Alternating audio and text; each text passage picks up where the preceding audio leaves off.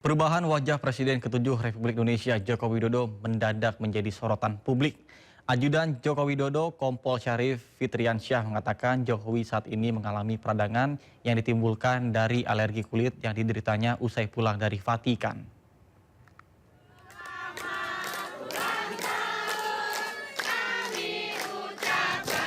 Ajudan Presiden ke-7 RI Joko Widodo Kompol Syarif Fitriansyah mengungkap kondisi kesehatan Presiden ke-7 RI Joko Widodo saat ini. Kompol Syarif mengatakan alergi kulit yang dialami Jokowi menimbulkan peradangan. Namun demikian, meski ada perubahan di fisik, Syarif menyebut Jokowi dalam keadaan sehat. Bapak membaik, sedang proses pemulihan, dan kalau memang secara visual kita bisa lihat ya kulit Bapak memang agak berubah. Tapi secara fisik memang Secara fisik oke, beliau nggak ada masalah. Beliau sangat-sangat sehat walafiat. Tidak ada penyakit lain selain alergi loh. Gimana? Tidak ada penyakit selain alergi loh. Nggak ada. Memang secara medis disampaikan dokter ke kami juga alerginya beliau itu menyebabkan adanya peradangan. Tapi saat ini proses pemulihannya mulai membaik, sangat membaik. Peradangannya di kulit, terutama di wajah ya nanti? Iya. Kalau autoimun itu kan banyak yang menyebut kalau Bapak itu autoimun. Autoimun. Iya. Nah itu mungkin dokter nanti yang lebih detail menjelaskan. Sementara itu, penasihat khusus Presiden bidang haji Muhajir Effendi yang bersilaturahmi ke rumah Joko Widodo mendoakan agar Jokowi sehat selalu. Mendoakan kesehatan beliau, paling panjang umur dan selalu dijaga oleh Allah yang Maha Kuasa agar beliau juga tetap bisa menjadi sesepuh, menjadi panutan dari rakyat Indonesia lah. Beliau kan pernah 2 periode menjadi. Selain dari Muhajir, doa untuk kesehatan Presiden ke-7 ini datang dari masyarakat. Di ulang tahun yang ke-64, masyarakat mendoakan Jokowi agar diberikan kesehatan selalu dan panjang umur. Mudah-mudahan Engkau berikan panjang umur, sehat walafiat, berkah barokah, manfaat dunia akhirat ya Allah. Dari Solo, Jawa Tengah, Septiantoro, iNews melaporkan.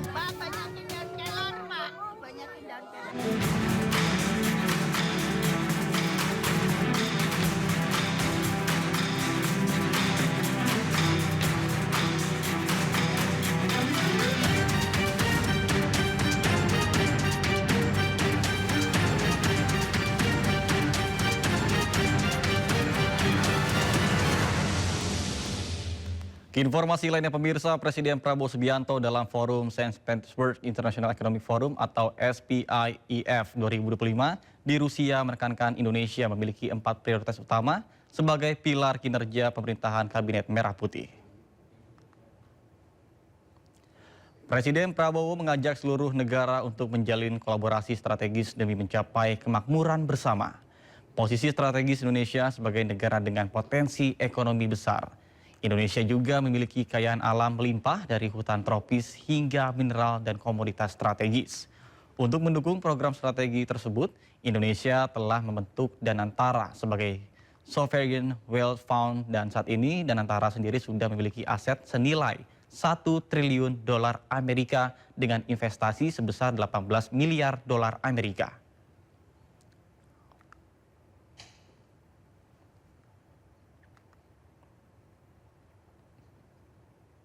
Government of Indonesia, my main priority was first to achieve self-sufficiency in food. Number 2, self-sufficiency in energy. Number 3, to improve the education level of Indonesians to be able to compete in the challenging era of the 21st century.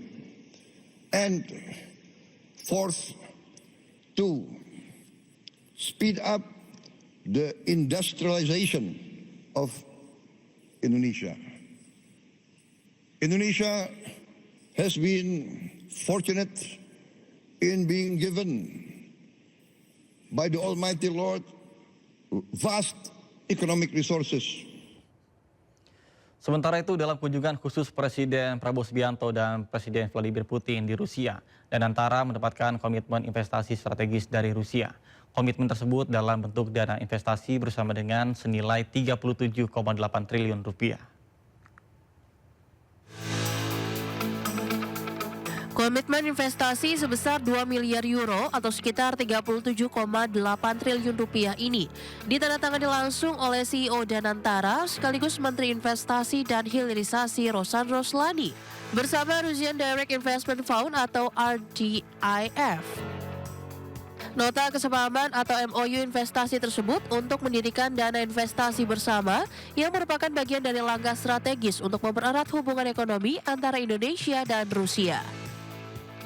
CEO Danantara, Rosan Roslani menegaskan pembentukan dana bersama atau membuat joint fund ini akan difokuskan pada berbagai sektor strategis seperti energi terbarukan, pengembangan mineral kritis, sektor infrastruktur digital hingga kecerdasan buatan atau AI.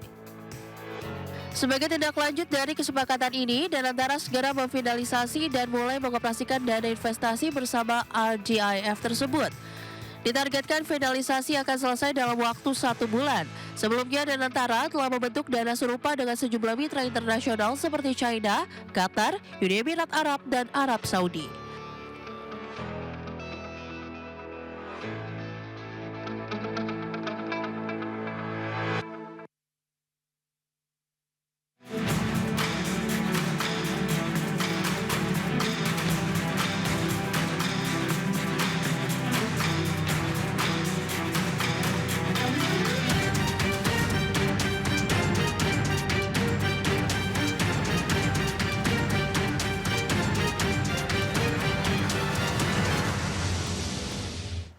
Pemirsa, pengemudi ojek online diwacanakan akan menjadi mitra UMKM. Nantinya para pengemudi akan mendapatkan sejumlah insentif seperti BBM bersubsidi hingga kredit usaha rakyat.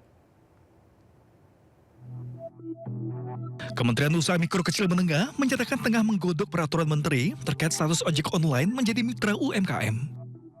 Aturan yang bakal tertuang ke dalam peraturan menteri itu berlandaskan Undang-Undang UMKM, Peraturan Pemerintah Nomor 7 Tahun 2021 tentang kemudahan, perlindungan, dan pemberdayaan koperasi dan UMKM. Menteri UMKM, Maman Abdurrahman, mengatakan pihaknya tengah berkoordinasi dengan kementerian terkait untuk membuat aturan turunan agar driver ojol bisa masuk kategori UMKM. Nantinya, peraturan menteri ini akan melibatkan Kementerian Perhubungan, Kementerian Hukum, hingga Kementerian Komunikasi dan Digital. Jika nanti jadi mitra UMKM, para driver ojol akan mendapatkan sejumlah insentif. Di antaranya mendapatkan BBM bersubsidi, kredit usaha rakyat hingga LPG 3 kg. Tim Liputan Ayus melaporkan.